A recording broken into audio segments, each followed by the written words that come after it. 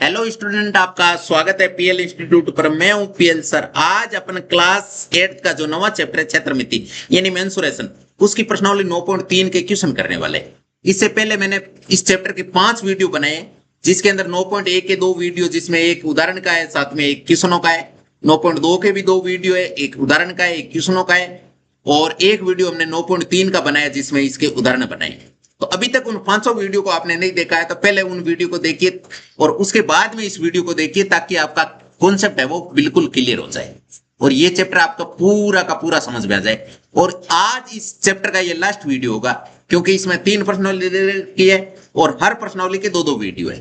तो आज अपन इस 9.3 का लास्ट वीडियो यानी इसके क्वेश्चन कंप्लीट कर लेंगे, तो ये पूरा चैप्टर आज फिनिश हो जाएगा। तो अभी तक आपने वीडियो को लाइक, शेयर एंड चैनल को सब्सक्राइब नहीं किया तो फटाफट ये काम करके साथ में जो बेल आइकन है उसे भी दबा दीजिए, ताकि हर वीडियो का नोटिफिकेशन आपको टाइम से मिल सके।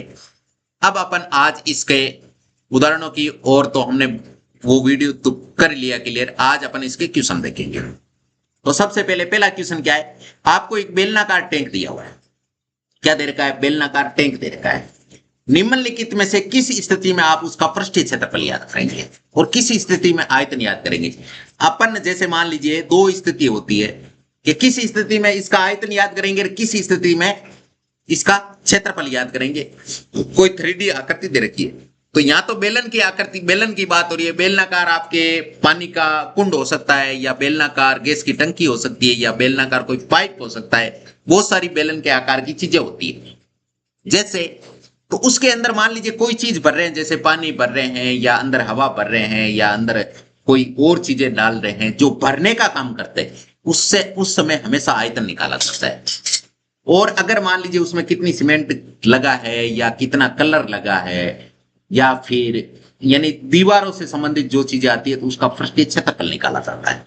तो यहां पर ये याद करने के लिए इसमें कितना पानी रखा जा सकता है, उसके लिए हमें आयतन याद करना होगा। तो पहले क्वेश्चन का तो आंसर होगा आयतन। क्या होगा? आयतन। ठीक है। उसके बाद में इसका प्लास्टर करने के लिए वांछित सीमेंट की बोरियां, सीमेंट की बोरियां कितनी लगेगी? तो सीमेंट प्लास्टर करेंगे तो वो कहां करेंगे? दीवारों पे या छत पे या नीचे ही करेंगे, अंदर भरेंगे तो नहीं ना। तो उसमें उस समय इसका पृष्ठीय क्षेत्रफल याद किया जाएगा।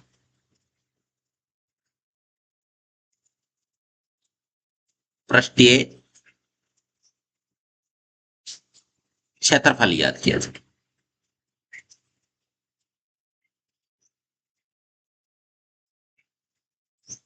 फिर तीसरा क्या? इसमें भरे पानी से भरे जा सकने वाले छोटे टैंक।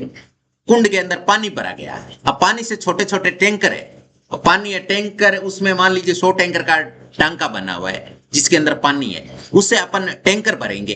तो टैंकर बनेंगे, तो टैंकरों की संख्या याद करने के लिए अपन इसको आयतन याद करना पड़ेगा। तो जहां पे भरे जा सकने वाली चीजें आएंगी तो वहां आयतन याद करना होगा। इसका आयतन है,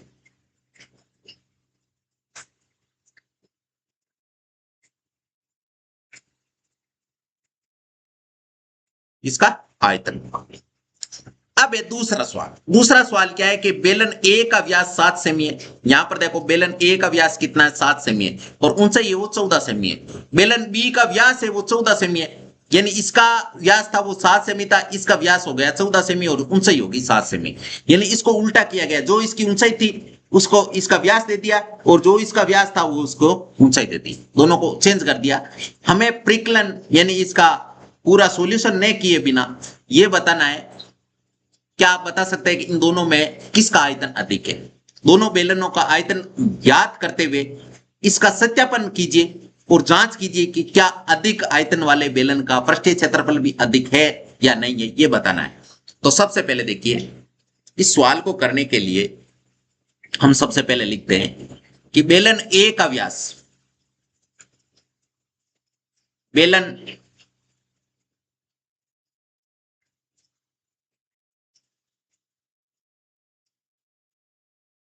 बेलन ए का व्यास, बेलन ए का व्यास कितना है? 7 सेमी है। कितना है? 7 सेमी है। तो इसकी त्रिज्या कितनी होगी, यानी रेडियंस कितनी हो जाएगी? रेडियंस हो जाएगी इसकी आधी, या इसकी आधी त्रिज्या होती है, यानी 7/2 हो जाएगी।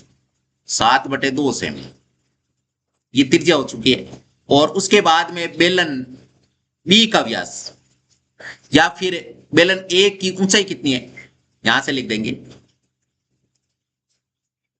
1 मिनट, यही तो कर लेते हैं इसका। बेलन ए की ऊंचाई कितनी है? 14 सेमी। ठीक है। अब बेलन बी का व्यास कितना है?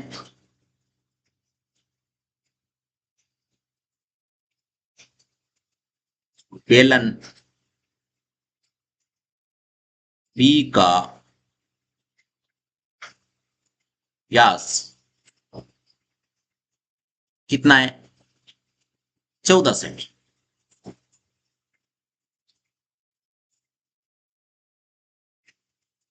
आर कितनी होगी? 14 की आधी, यानी 14/2,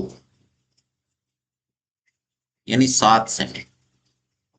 और बेलन बी की ऊंचाई कितनी है?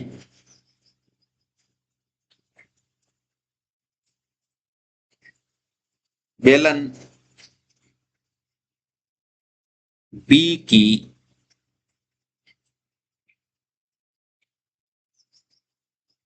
ऊंचाई कितनी है? बेलन बी की ऊंचाई है वो आपके हैं 7 सेमी। ठीक है, ये इतनी चीजें दे रखी है। अब यहां से मान लीजिए 3 सवाल है, इसके 2 सवाल है, सॉरी। पहला सवाल क्या है? पहला सवाल है कि प्रिकलन किए बिना क्या आप बता सकते हैं इन दोनों में किसका आयतन अधिक है? बताओ। सबसे पहले इसका आयतन अधिक है, यानी पानी इसमें ज्यादा आएगा या इसमें ज्यादा आएगा? इसकी हाइट कम है, इसकी हाइट ज्यादा है।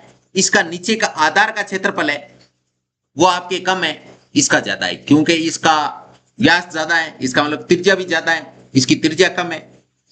और ऊंचाई है, अगर इस प्रकार का ऑपोजिट ही हुआ है, केवल देखो ये 7 इधर नीचे गया है और ये वाला 7 ऊपर गया है, यहां पर केवल इनका चेंजमेंट किया है, तो इस प्रकार की सिचुएशन में किसका क्षेत्रफल, ये आयतन अधिक होगा, यानी किस में पानी ज्यादा आएगा? तो जिसका आधार है ना उसकी त्रिज्या ज्यादा है, उसका ही क्षेत्रफल, सॉरी, आयतन ज्यादा आएगा। इसका मतलब यहां से अपन बिना परिकलन किए बिना ये बता सकते हैं कि आकृति बी का, यानी बेलन बी का व्यास, सॉरी, बेलन बी का आयतन अधिक होगा। यहां से लिखेंगे अतः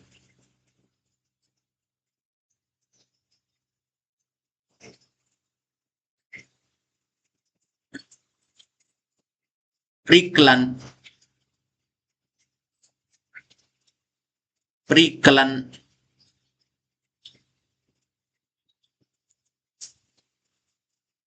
किए बिना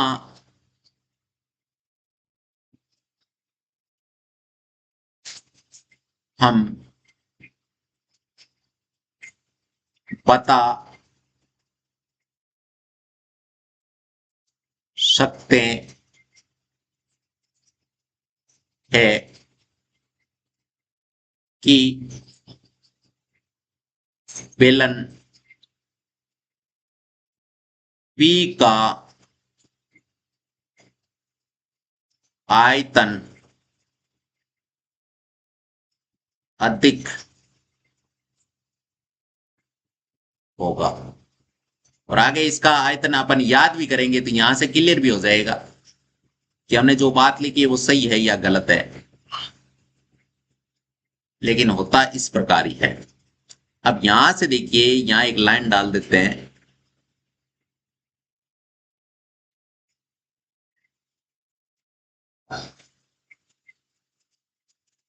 और इसका सॉल्यूशन निकालते हैं।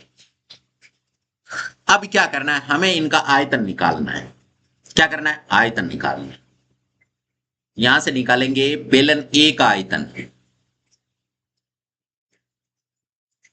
बेलन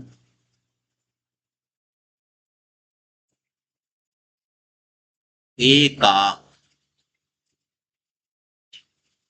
आयतन।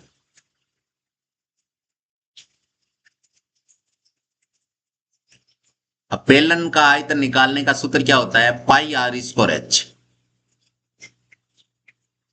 रखो मान, पाई का मान 22/7 इंटू बेलन ए की त्रिज्या कितनी है? 7/2 का स्क्वायर है, तो इसका मतलब 7/2 गुणा 7/2 इंटू एच कितनी है? पहले बेलन की त्रिज्या कितनी है? सॉरी, ऊंचाई। पहले बेलन की ऊंचाई है 14। इसको हल्का सा इधर किसका लेते हैं अपन, ये लो। अब जिनसे कटते हैं उनसे काट दो। तो एक तो देखो, इस 7 से काटेंगे तो ये 7 कट जाएगा, क्योंकि सब गुणा में है तो कटेगा। और इस 2 से काटेंगे तो ये 22 कट जाएगा 11 बार। और इस 2 से काटेंगे तो ये 14 कट जाएगा आपके 7 बार। इसका मतलब अब फाइनल हमारे पास बचा क्या क्या वो लिखते हैं। फाइनल हमारे पास बचा है, एक तो बचा 11, एक बचा है 7 गुणा 7। इनका जब गुणनफल करेंगे तो कितना आएगा? इनका गुणनफल साथ ही 49, और 49 को 11 से गुणा करेंगे तो 490, और 49 539। 539 सेमी क्यूब, क्योंकि इसका आयतन हमेशा सेमी है, ये घन में मापा जाता है। तो ये आ चुका है बेलन ए का आयतन। किसका आ चुका है? बेलन ए का आयतन ये आ चुका है। अब निकालेंगे बेलन बी का आयतन। तो यहां से लिखेंगे बेलन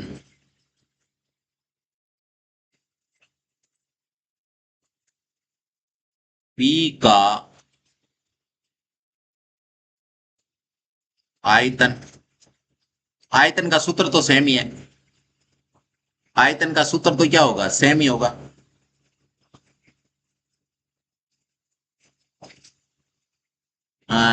आयतन का सूत्र क्या होगा? पाई आर स्क्वायर एच। रखो मान, पाई का मान 22/7। दूसरे की त्रिज्या कितनी है? 7, यानी 7 गुणा 7। और इसकी हाइट भी कितनी है? 7। इसको इधर किसका लेते हैं? अब जो कटते हैं उनको काट दो। तो इस 7 से ये 7 कट जाएगा। अब जो बचा है उसको लेते हैं अपन। यानी बचा क्या क्या है? 1 मिनट, 22 गुणा 7 गुणा 7,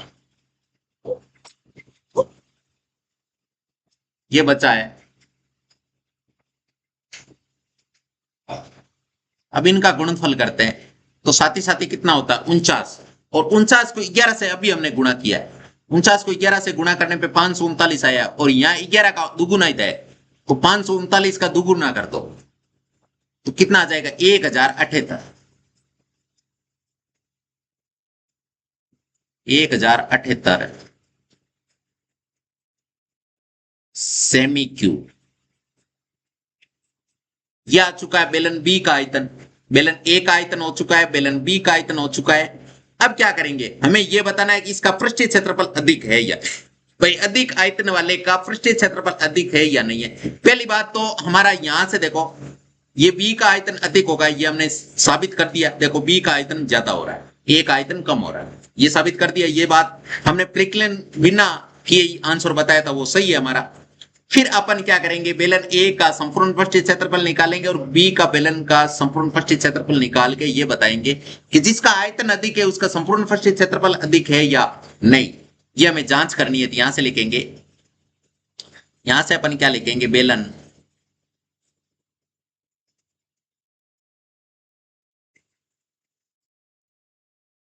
बेलन ए का पृष्ठीय क्षेत्रफल, बेलन ए का पृष्ठीय क्षेत्रफल। पृष्ठीय क्षेत्रफल याद करने का सूत्र क्या होता है? 2πr कोष्टक h plus r। ये कैसे होता है? ये पीछे मैंने पिछले वीडियो में बताया, आप वहां से देख लेना, आप वहां से देख लेना कैसे बनाइए फॉर्मूला। अब यहां से देखिए, मान रखते हैं, मैं डायरेक्ट इसका मान रख रहा हूं 2 के 2। पाई की वैल्यू कितनी है? 22/7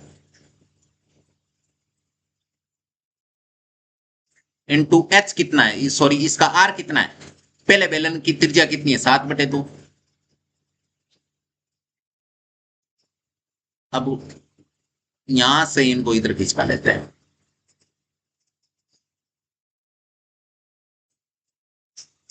कोष्टक एच कितना, हाइट कितनी है?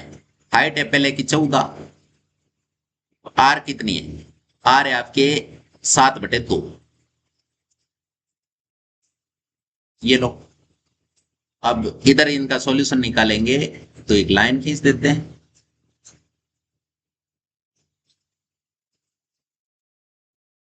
अब यहां से जो कटते हैं उनको तो पहले ही काट दो। देखो, इस 7 से ये 7 कट जाएगा, इस 2 से ये 2 कट जाएगा। अब बचा क्या है? बचा है आपके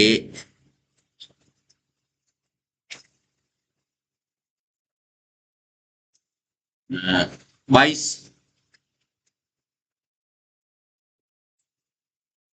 एक मिनट, ये लाइन तो हमें लिखनी होगी ना, तो एक काम करते हैं, इस लाइन को कॉपी कर लेते हैं।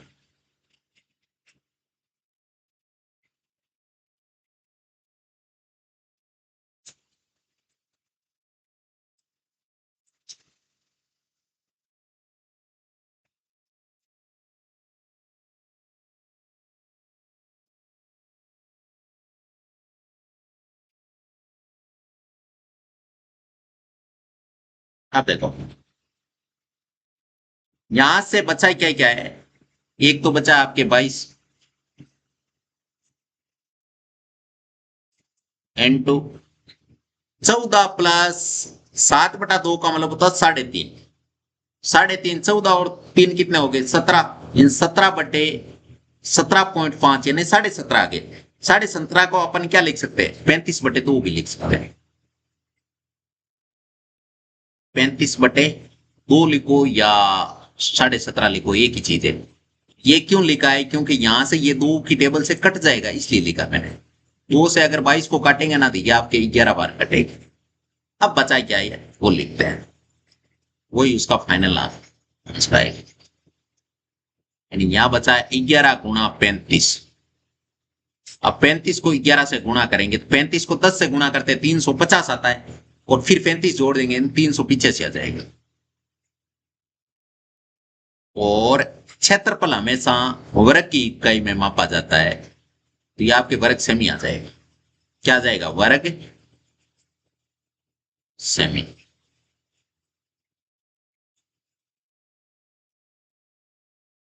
ठीक है। उसके बाद में बेलन बी का पृष्ठीय क्षेत्रफल निकालेंगे। यहां से लिखेंगे बेलन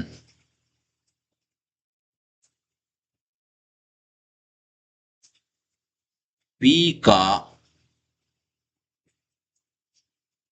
पृष्ठीय क्षेत्रफल। फॉर्मूला तो वही 2πr कोष्टक h प्लस r। रखो मान 2 के 2, पाई का मान 22/7 का 22/7। आर कितना है? आर है आपके 7। कोष्टक h कितना है? हाइट कितनी है? 7 प्लस आर भी 7। इसको करते हैं सॉल्व। तो सबसे पहले जिससे कटता है उससे काट दो, तो क्या कटेगा? ये 7 से 7 कट जाएगा। 7 से 7 कटेगा तो बचेगा क्या? बचेगा आपके यहां से 2 × 22 गुणा, ये जोड़ देंगे तो 7 और 7 कितना हो जाएगी 14। अब यहां से इनका गुणनफल करते हैं तो कितना आएगा, 22 दूने 44, 44 गुणा 14 हो गए ना। तो यहां से लिख देंगे 44 गुणा 14, 44 गुणा 14 लिख देंगे। 1 मिनट, 22 दूने 44, 44 गुणा 14, 44 को 14 से गुणा करेंगे तो 14 की 56, हासिल की 5, 56 और 5 कितने हो गए 61, यानी 616 वर्ग सेमी। अब यहां से मेन बात ये, इतना हमने याद क्यों किया, हमने याद इसलिए किया कि यहां पर पूछा है ना कि दोनों बेलनों का आयतन याद करते हुए इसका सत्यापन करना है और जांच करनी है कि क्या अधिक आयतन वाले बेलन का पृष्ठीय क्षेत्रफल भी अधिक होता है क्या, ये हमें बताना है। तो सबसे पहले देखिए, एक आयतन कम आया था, बेलन एक आयतन कम आया तो उसका पृष्ठीय क्षेत्रफल भी कम आया है। बेलन बी का आयतन ज्यादा आया था, इससे ज्यादा है, तो ये भी देखो ज्यादा है भाई, इसका 385 आया, इसका 616 आया, तो यहां से लिखेंगे अतः, अतः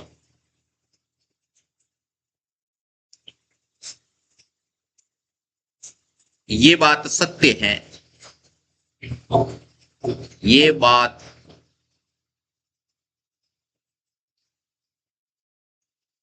सत्य है कि अधिक अधिक आयतन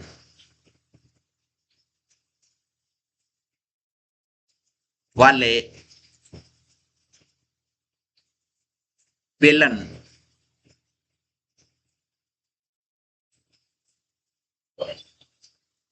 का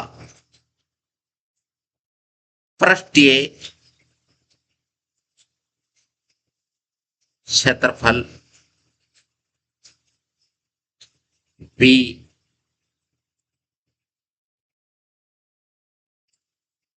अधिक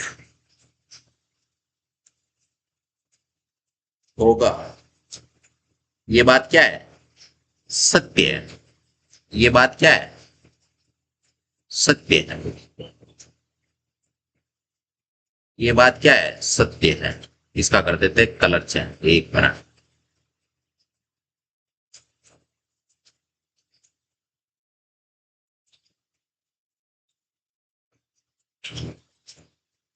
ये इसका आंसर हो चुका है, ये भी इसका ही आंसर है, ये भी इसका आंसर है, यानी ये भी आंसर है और ये भी आंसर है। आंसर तो केवल इतना इतना ही था, 2 लाइनें लिखनी थी, लेकिन हमें पूरा ये सॉल्यूशन करके भी बताना था। ये तो डायरेक्ट बताना है और ये पूरा सॉल्यूशन करने के बाद में बताना था। अब एक तीसरा उदाहरण है, एक ऐसे घनाभ की ऊंचाई याद करनी है, ऐसे घनाभ की हमें ऊंचाई याद करनी है जिसके आधार का क्षेत्रफल हमें दे रखा है और आयतन दे रखा है। एक तो हमें आधार का क्षेत्रफल दे रखा है, एक इसका आयतन दे रखा है, और घनाभ की हमें क्या बतानी, ऊंचाई बतानी है। तो यहां से हमें आधार का क्षेत्रफल, घनाभ के आधार का क्षेत्रफल कितना दे रखा है, यहां से लिखेंगे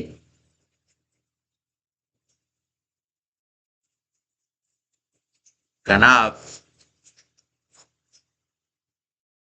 के आधार का क्षेत्रफल कितना है, 180 वर्ग सेमी। कितना है, 180 वर्ग सेमी। और घनाभ का आयतन कितना है,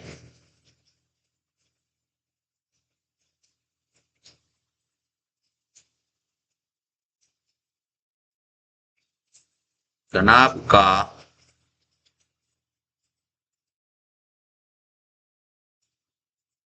आयतन कितना दे रखा है, 900 घन सेमी। अब घनाभ का आयतन याद करने का फॉर्मूला क्या होता है? लंबाई गुणा चौड़ाई गुणा ऊंचाई। लंबाई गुणा चौड़ाई गुणा ऊंचाई, जो हमें कितना दे रखा है? 900 दे रखा है। और एक्चुअल में हमें क्या याद करना है? इसकी ऊंचाई याद करनी है। अब लंबाई गुणा चौड़ाई का मतलब क्या होता है? लंबाई गुणा चौड़ाई का मतलब होता है ये आपके आयत का क्षेत्रफल होता है, और घनाभ का जो आधार होता है ना, वो एक आयताकारी होता है। तो इसका क्षेत्रफल हमें दे रखा है, यानी लंबाई गुणा चौड़ाई तो हमें दे रखा है 180। तो यहां से लिख देंगे 180 इंटू ऊंचाई बराबर 900। अब हमें एक्चुअल में ऊंचाई याद करनी है, तो 180 गुणा में तो इधर भाग में आ जाएगा, यानी यहां से ऊंचाई कितनी आ जाएगी? ऊंचाई बराबर 900 बट्टा 180। जिनसे कटते हैं उनसे काट दो, तो देखो एक जीरो से एक जीरो कट जाएगा, और 18 की टेबल से 90 में भाग देंगे तो आपके भाग जाएगा पूरा पूरा 5 बार। इसका मतलब ऊंचाई कितनी हो चुकी है? 5 से लिखेंगे आते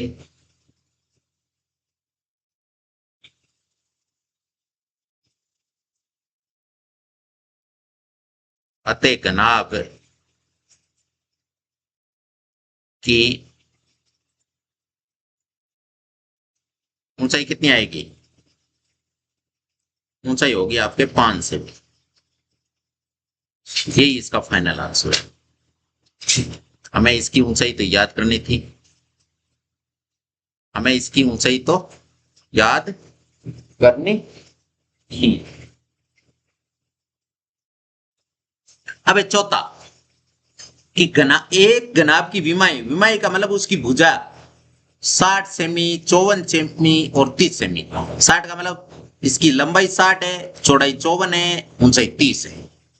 इस घनाभ के अंदर 6 सेमी भुजा वाले कितने छोटे घन रखे जा सकते हैं? घनाभ के अंदर छोटे कितने घन रखे जाएंगे? तो यहां से देखिए, प्रश्नानुसार अपन लिखेंगे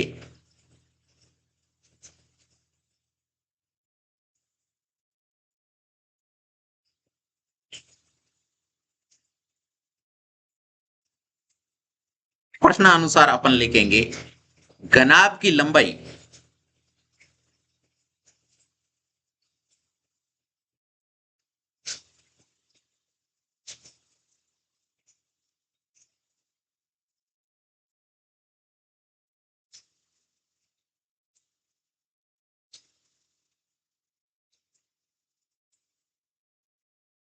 घनाभ की लंबाई कितनी है?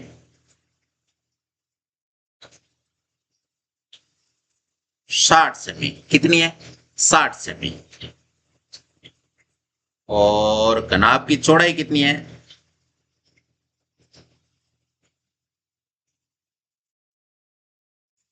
वो है आपके 54 सेमी। और ऊंचाई कितनी है?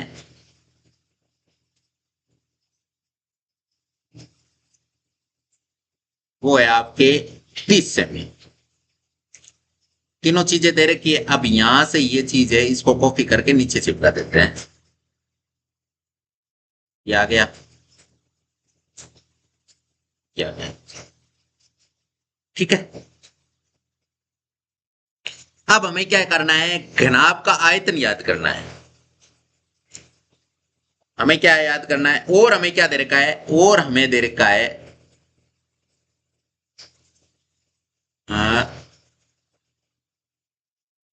यहां से घनाभ का आयतन, तो यहां से लिखेंगे घनाभ का आयतन अंदर कितने रखे जा सकते हैं। इसका मतलब अंदर रख रहे हैं या भर रहे हैं, इसका मतलब हमें आयतन याद करना होगा। तो यहां से घनाभ का आयतन याद करेंगे, तो घनाभ का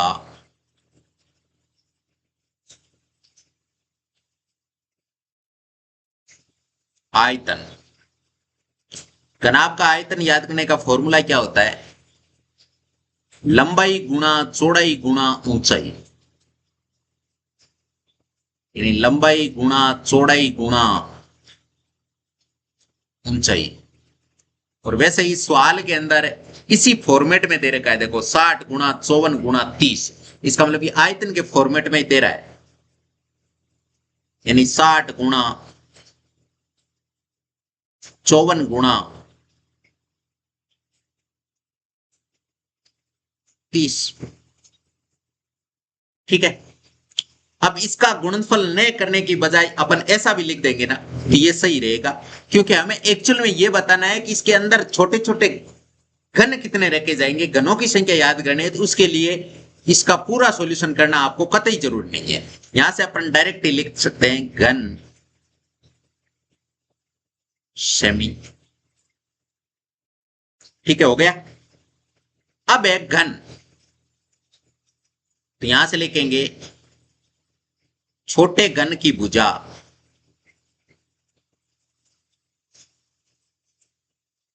छोटे घन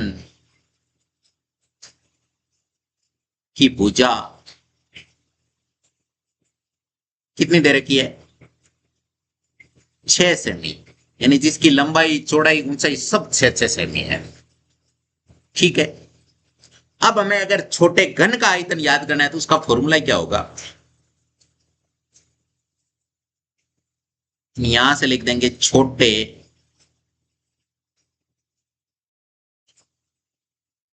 घन का, अगर हमें आयतन याद करना है तो उसका फॉर्मूला क्या होगा? देखिए, इसका फॉर्मूला होता है लंबाई गुणा चौड़ाई गुणा ऊंचाई, तो उसका भी लंबाई गुणा चौड़ाई गुणा ऊंचाई होता है, लेकिन उसमें लंबाई चौड़ाई और ऊंचाई तीनों बराबर है, तो अपन एक काम कर सकते हैं, इसका लिख सकते हैं भुजा क्यूब, यानी भुजा गुणा भुजा गुणा भुजा, क्योंकि इसमें तीनों ही बराबर है, तो भुजा गुणा इसका भुजा, ये भी भुजा ये भी भुजा, तो भुजा क्यूब हो गया। अब हमें ये याद करना है, तो यहां से लिखेंगे 6 गुणा 6 गुणा 6, और ये घन सेमी डायरेक्ट ही यहां लिख देंगे, क्योंकि इसका पूरा सॉल्यूशन करने की भी कतई आवश्यकता नहीं है, क्योंकि हमें छोटे घनों की संख्या बतानी है। अब यहां से अपन लिखेंगे छोटे घनों की संख्या अगर हमें निकालनी है तो कैसे निकालेंगे? यहां से लिखेंगे छोटे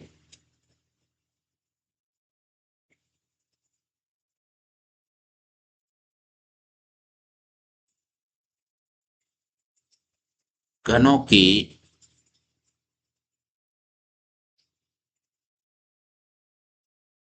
संख्या।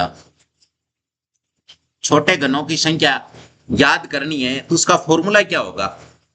घनाभ का आयतन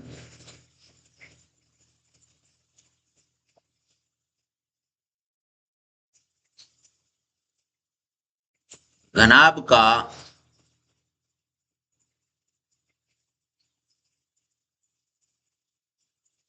आयतन बटा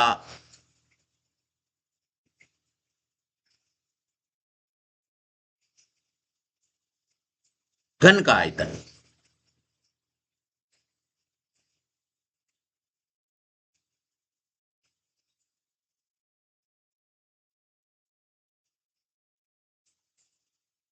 रखो मान, यहां से घनाभ का आयतन क्या है? घनाभ का आयतन है 60 गुणा 54 गुणा 30, और घन का आयतन क्या है? घन का आयतन है 6 गुणा 6 गुणा 6। ये ऐसे क्यों रखा है? क्योंकि काटने में इजी होगा।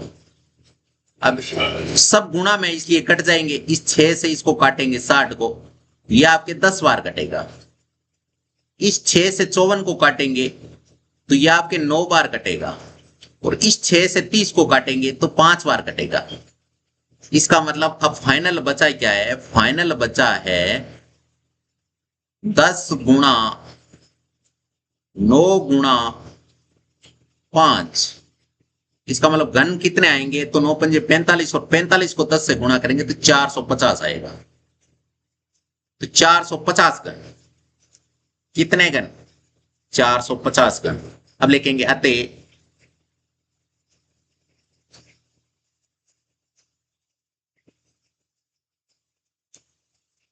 घनाभ के अंदर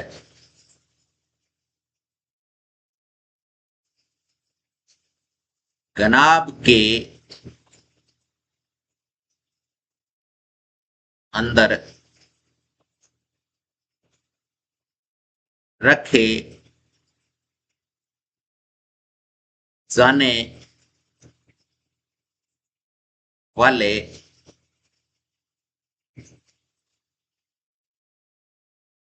छोटे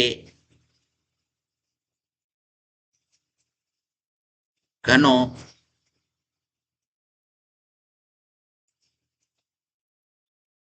संख्या कितनी है, 450। ये इसका फाइनल आंसर है, ये इसका क्या है, फाइनल आंसर है।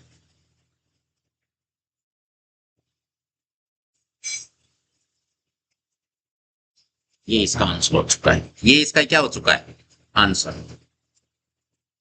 अब पांचवा, पांचवा क्या है, एक ऐसे बेलन की ऊंचाई याद करनी है जिसका आयतन हमें दे रखा है। क्या दे रखा है, आयतन दे रखा है, और उसके आधार का व्यास दे रखा है, और आधार का क्या दे रखा है, व्यास दे रखा है। अब हमें याद करना है उसकी ऊंचाई। क्या याद करनी है, उसकी ऊंचाई याद करनी है।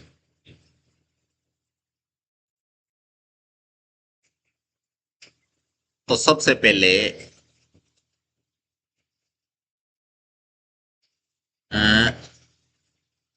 बेलन के आधार का व्यास पहले लिख लेते हैं।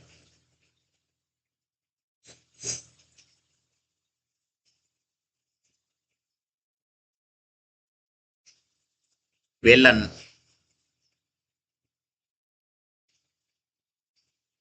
के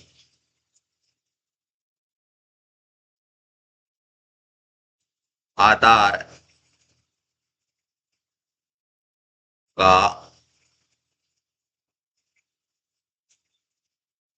व्यास कितना है, 140 सेमी,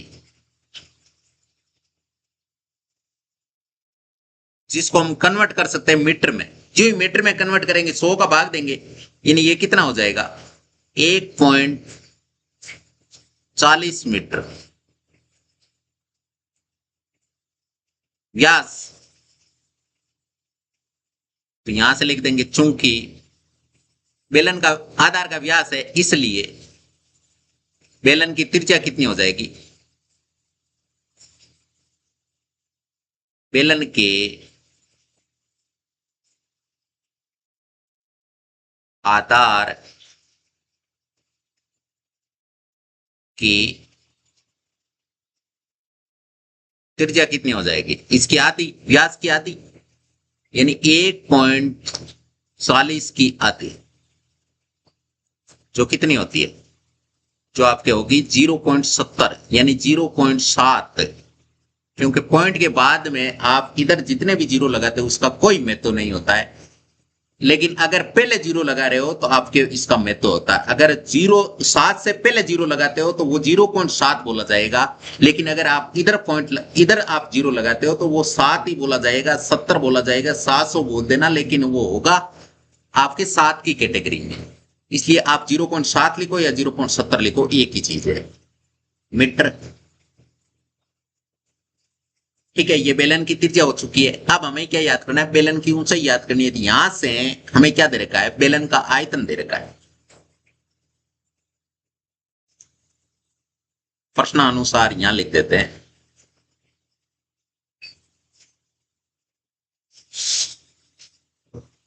प्रश्नानुसार बेलन का आयतन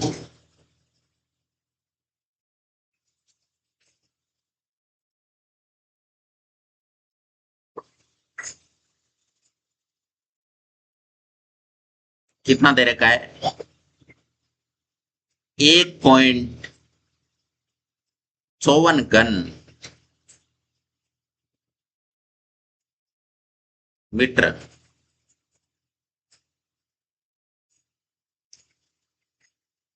हाँ, बेलन का आयतन याद करने का फॉर्मूला क्या होता है? बेलन का आयतन याद करने का फॉर्मूला होता है आपके pi r square h. Pi r square H,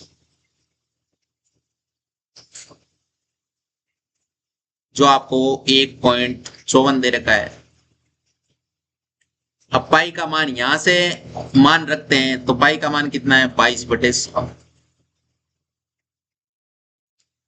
into are का मान कितना है? आर कितनी है? आर है आपके 0.7, यानी इसको 0.7 को 7/10 भी लिख सकते हैं, यानी 7/10 गुणा 7/10, और बराबर ये कितना दे रखा है? 1.54 है, तो पॉइंट हटा दो, तो कितना आ जाएगा? 154/100। 1 मिनट, एक चीज यहां बीच में हमने मिस कर दी, एच कहां लिखा है? एच भी लिखना है ना, आर स्क्वायर लिखा एच है, तो एच हमें याद ही करना है, तो एच की जगह पे एच। अब जो चीज याद करनी है उसको इधर रखना है, बाकी सबका कर दो ट्रांसफर। तो हमें एक्चुअल में एच याद करना है, तो यहां से केवल इधर एच रखेंगे, बाकी सबका ट्रांसफर कर देंगे, यानी 154/100 ये तो पहले से ही इधर मौजूद है। अब जो भाग में वो इधर गुणा में आ जाएगा, 7 किस में? भाग में, 10 ये सब भाग में, ये गुणा में चले जाएंगे, यानी 7 गुणा 10 गुणा 10, इतनी चीजें भाग में थी वो गुणा में आ गई, और जो गुणा में है वो भाग में आ जाएगी। जो गुणा में वो किस में आ जाएगी? भाग में। तो यहां से देखिए 22 गुणा में भाग में आ जाएगा,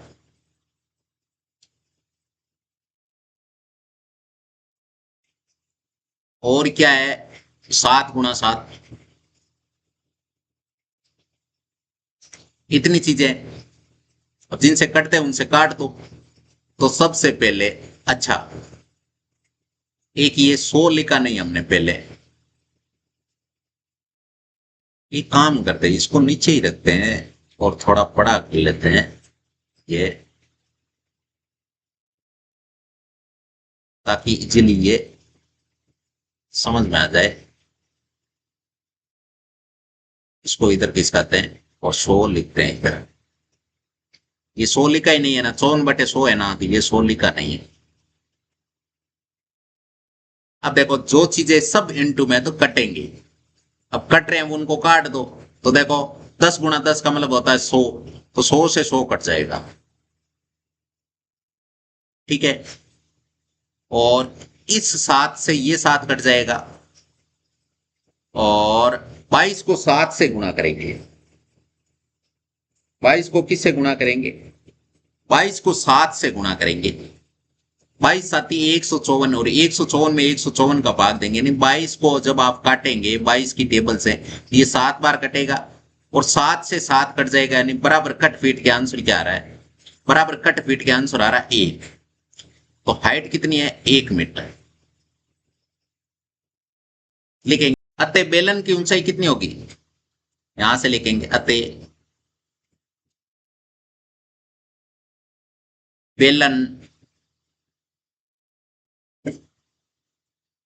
की ऊंचाई बराबर 1 मीटर होगी।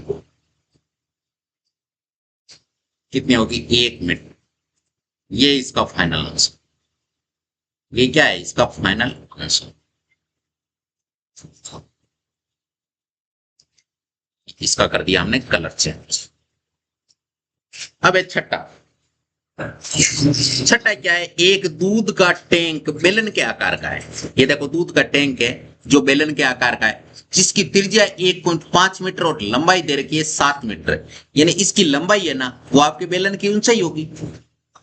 ये इस प्रकार क्योंकि इसको इस प्रकार कैसा रखा है? क्षैतिज रखा है, यानी आड़ा रखा है इसको, तो इसकी ये आपकी लंबाई है, लेकिन जो इसको खड़ा करेंगे तो ये आपकी ऊंचाई हो जाएगी। इस टैंक में भरे जा सकने वाले दूध की मात्रा बतानी, यानी बेलन का आयतन बताना है। तो यहां से लिखेंगे बेलन के आकार के दूध टैंक की त्रिज्या, बेलन के आकार, बेलन बेलन आकार, बेलन के आकार, बेलन के आकार में दूध टैंक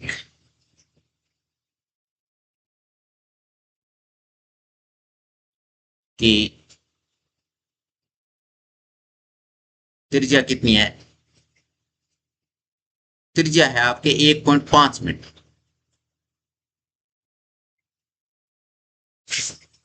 1.5 मीटर। और इसकी लंबाई की जगह क्या हो जाएगी? ऊंचाई। तो ये सेम ही चीज लिखनी है, तो ये काम करते हैं,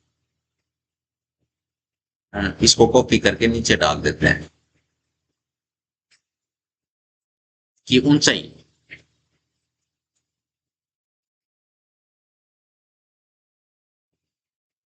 अब ऊंचाई कितनी आएगी? ऊंचाई आपकी आएगी, इसकी ऊंचाई कितनी आएगी जो दे रखी है? 7 मीटर।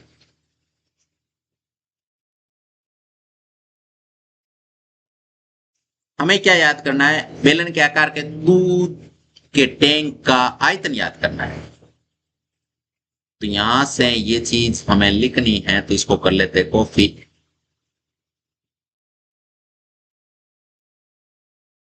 का आयतन हमें याद करना है।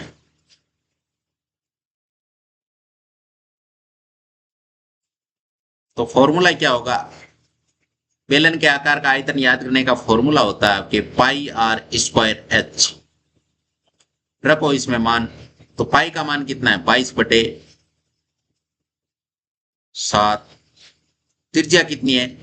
त्रिज्या आपके 1.5, जिसको हम 3/2 भी लिख सकते हैं। 3/2, क्योंकि डेढ़ का आधा, तो 3 का आधा तो डेढ़ होता है। 3/2 गुणा 3/2, क्योंकि आर स्क्वायर है, और एच कितना है? 7 है। अब जिनसे जो कटते हैं उनको काट दो। तो यहां से देखिए, सबसे पहले इस 7 से ये 7 कट जाएगा, और क्या कटेगा? इस 2 से काट देंगे इसको, 11 बार। अब बचा क्या? वो लिखते हैं।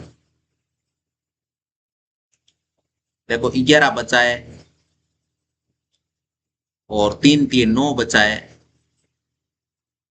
और बटा 2 बचा है। 1 मिनट, एक काम करते हैं अपन।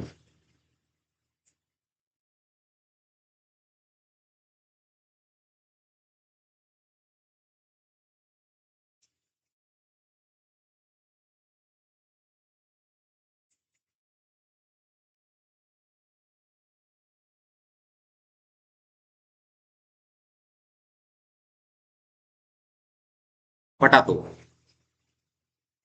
तो 11 नमा 99, और 99 में 2 का भाग देंगे।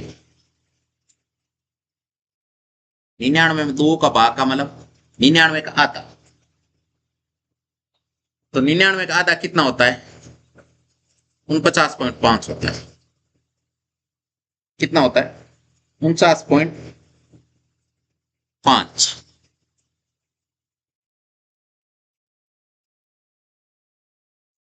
50.5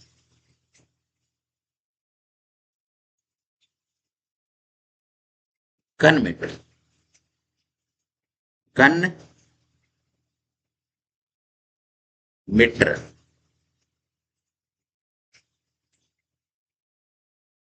घन मीटर, क्योंकि ये मीटर में है, तो ये घन मीटर आ गया। अब ये चीज इधर किसका लेते हैं? क्योंकि इधर के क्षेत्र की हमें कुछ जरूरत पड़ेगी, इसलिए इसको इधर किसका लिया?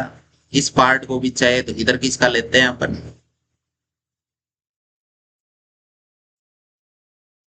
और अब यहां से एक लाइन खींच देते हैं। अब यहां से अपन लिखेंगे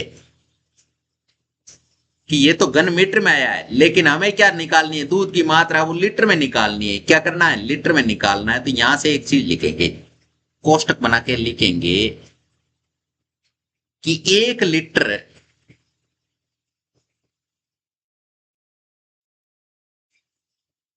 एक लीटर के किसके बराबर होता है, 1 लीटर होता है ना, वो आपके 1000 घन मीटर के बराबर होता है।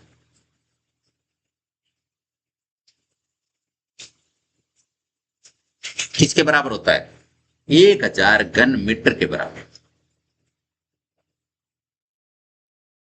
1 मिनट, यहां से हमने उल्टा लिख दिया। हमने क्या लिख दिया, हमने उल्टा लिख दिया। हमें लिखना था 1 घन मीटर 1000 लीटर के बराबर होता है। 1 घन मीटर में 1000 लीटर होता है। अगर आप 1 घन मीटर का टैंक बनाओगे तो उसमें 1000 लीटर आएगा।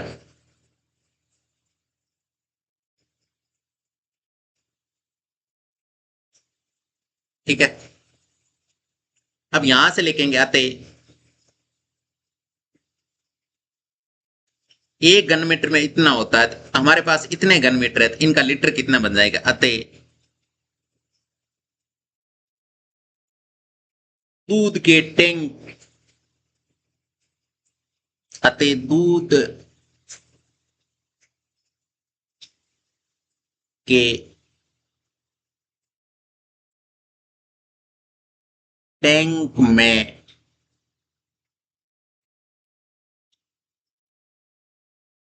दूध की मात्रा कितनी आएगी, दूध की मात्रा कितनी आएगी। देखो दूध कितना है, 49.5 है। इसको 1000 से गुणा कर देंगे तो बराबर कितना आ जाएगा, 49,500 लीटर दूध आता है।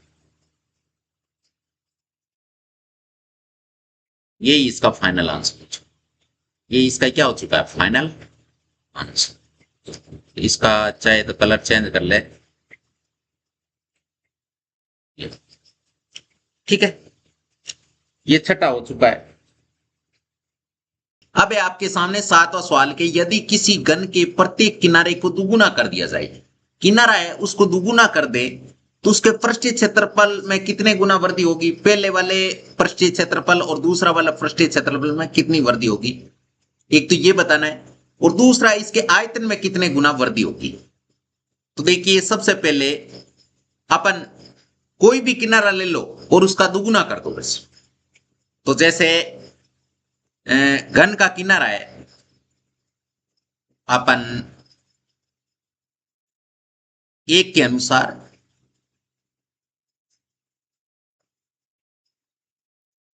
कोई भी ले लो, तो अपन कुछ ले सकते हैं, माना घन की भुजा,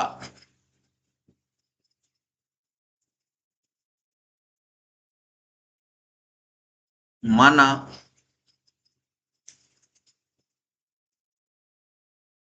पहले 1 नंबर बाद में लिखेंगे, पहले लिख लेते हैं, माना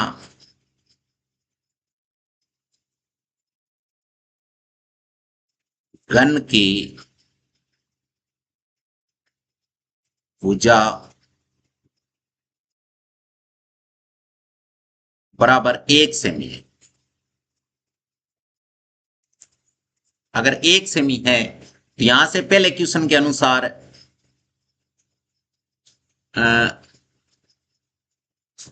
घन का पृष्ठीय क्षेत्रफल क्या होता है, घन का पृष्ठीय क्षेत्रफल क्या होता है, घन का पृष्ठीय क्षेत्रफल होता है आपके 6 गुणा भुजा स्क्वायर, भुजा स्क्वायर, तो इसका आयतन कितना होगा? 6 इंटू भुजा कितनी है? भुजा है आपके एक, तो एक का स्क्वायर यानी एक, तो यहां से कितना आएगा? 6 और एक का स्क्वायर एक ही होता है, यानी 6 कम 6, यानी 6 सेमी स्क्वायर। ठीक है, और यहां से प्रश्नानुसार लिखेंगे, प्रश्नानुसार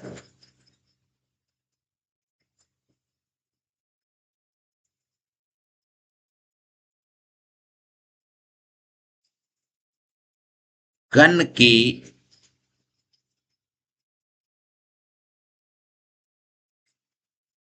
दुगुनी भुजा का पृष्ठीय क्षेत्रफल क्या आएगा? 6 इंटू भुजा स्क्वायर होता है, तो भुजा अब कितनी हो गई? पहले एक सेमी थी, एक का दुगुना कर दो, 2, यानी 2 का स्क्वायर। अब 2 का स्क्वायर कितना होता है? 4, तो 6 को 4 से गुणा करेंगे तो 6 चौक 24 सेमी स्क्वायर। पहले 6 आ रहा था, अब 24 आ रहा है, इसका मतलब कितनी वृद्धि हुई है? अतः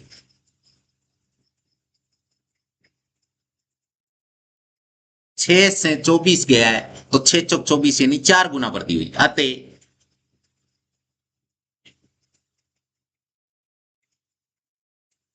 घन के किनारे को दुगुना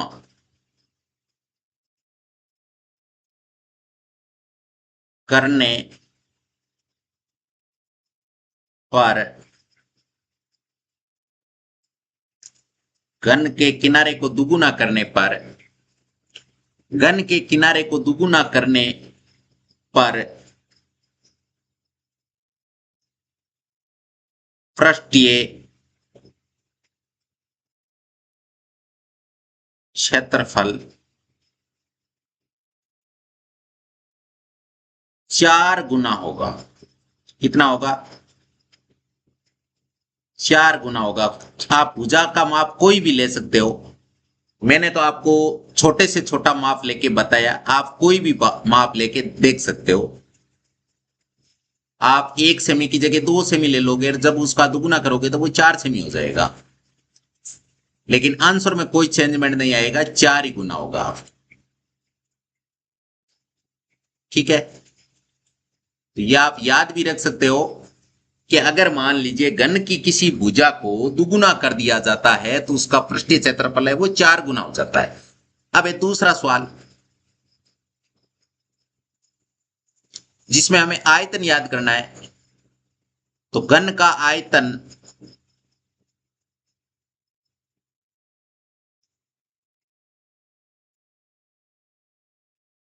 अब घन का आयतन क्या होता है? घन का आयतन होता है भुजा क्यूब, यानी भुजा गुणा भुजा गुणा भुजा, यानी भुजा क्यूब। भुजा कितनी है? 1 सेमी है, यानी 1 का क्यूब, और 1 का क्यूब होगा वो 1 ही होगा, यानी 1 सेमी क्यूब, यानी 1 घन सेमी। लेकिन प्रश्नानुसार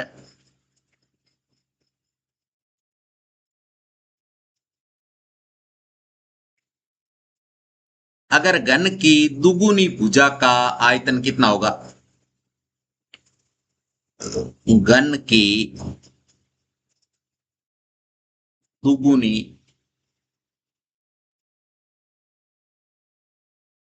भुजा का आयतन कितना होगा? अगर भुजा को दुगुना कर दिया जाए, तो अभी 1 है, फिर 2 हो जाएगा, यानी 2 का क्यूब, और 2 का क्यूब कितना होता है? 2 का क्यूब आपके 8 होता है, 8 घन सेमी। इसका मतलब पहले 1 था, अब 8 है, इसका मतलब आयतन कितने गुना हो जाता है? आयतन आपके 8 गुना हो जाता है, तो अपन लिखेंगे आते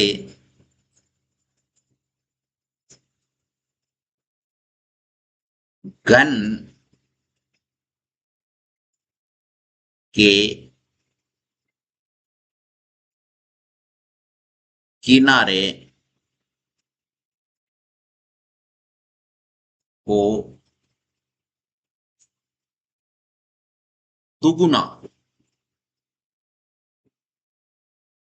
करने पर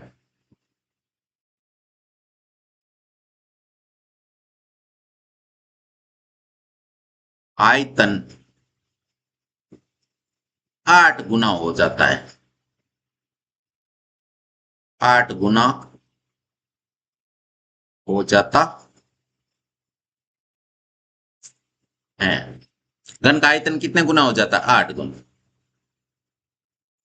ये इसका आंसर हो चुका है। ये क्या हो चुका है इसका आंसर दूसरे सवाल का, और ये आपके हो गया पहले सवाल का। दो क्वेश्चन थे, दोनों के आंसर हो चुके हैं। अब है 8वां सवाल। अब 8वां सवाल है कि एक कुंड के अंदर 60 लीटर प्रति मिनट की दर से पानी गिर रहा है। 1 मिनट में कितना पानी गिरता है? 60 लीटर पानी गिरता है 1 मिनट के अंदर। यदि कुंड का आयतन कितना है? 108 घन मीटर है।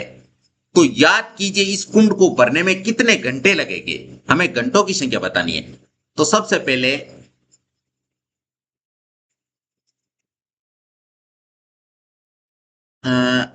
कुंड कैसा है? कुंड है आपके, ये घनाभाकार है। ये देखो चित्र में दे रखा है, यहां से नल से पानी आ रहा है। इस पूरे को भरने में कितना टाइम लगेगा? तो यहां से क्या दे रखा है? यहां से दे रखा है 1 मिनट में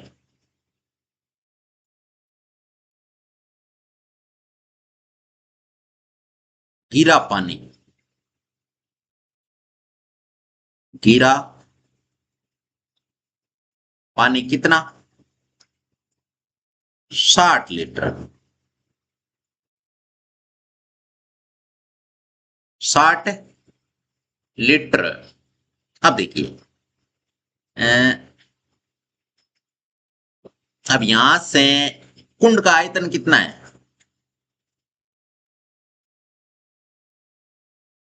कुंड का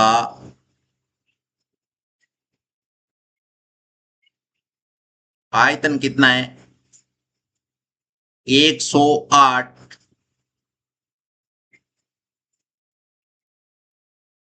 घन मीटर। तो सबसे पहले घन मीटर को कन्वर्ट करेंगे।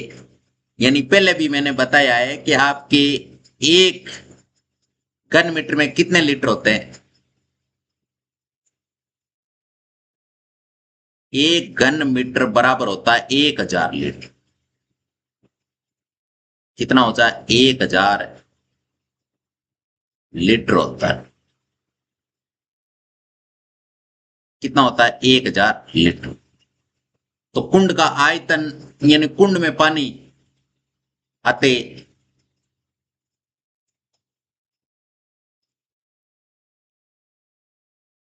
कुंड में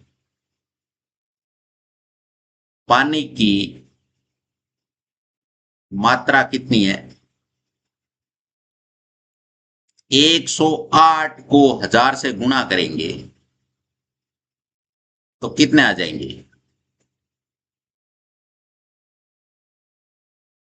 1,08,000 लीटर।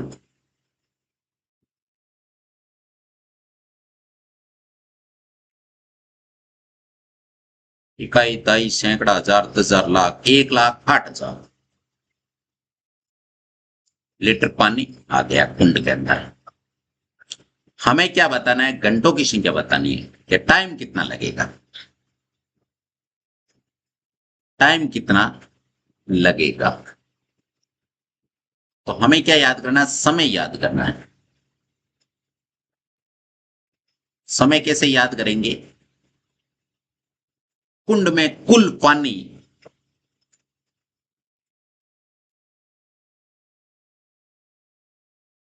कुंड में कुल पानी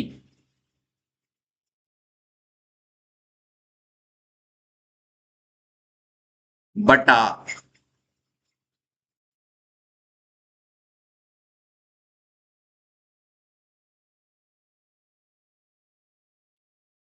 बटा कुंड में कुल पानी बटा क्या आ जाएगा?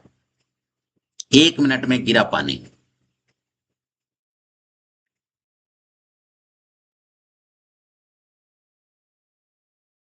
एक मिनट में गिरा पानी। 1 मिनट में पानी कितना गिरता है वो। तो कुल पानी कितना है? कुल पानी है 1,08,000 लीटर। 1 मिनट में कितना पानी गिरता है? 1 मिनट में आपके 60 लीटर पानी गिरता है। इसका मतलब 60 का दे देंगे भाग। तो 60 का भाग देंगे तो कितनी बार जाएगा? देखिए सबसे पहले 0 से ये 0 कट गया, तो बचा क्या? अब बचा आपके सामने 108,000 बटा 6। अब 6 का देंगे भाग, तो 6 कम 6 और 48 8 यानी 1800 मिनट लगेंगे। कितने मिनट लगेंगे? 1800 मिनट। लेकिन घंटों में याद करेंगे तो यहां से लिखेंगे कि 1 घंटा बराबर 60 मिनट।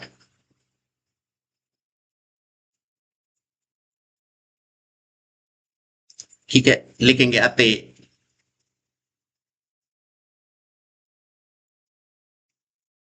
कुंड को भरने में लगा समय कितना हो जाएगा? कुंड को भरने में लगा समय कितना हो जाएगा? 1800 तो मिनट है, लेकिन इसको अगर घंटों में कन्वर्ट करेंगे तो 1800 में 60 का भाग दे देंगे तो घंटों की संख्या आ जाएगी। तो भाग देंगे तो 10 से 10 कट जाएगा। 180 और 180 में 6 का भाग देंगे तो 30 बार जाएगा। यानी कितने घंटे लगेंगे? 30 घंटे। कितने घंटे लगेंगे? 30 घंटे। 30 घंटे लगेंगे। कितने घंटे लगेंगे? 30 घंटे।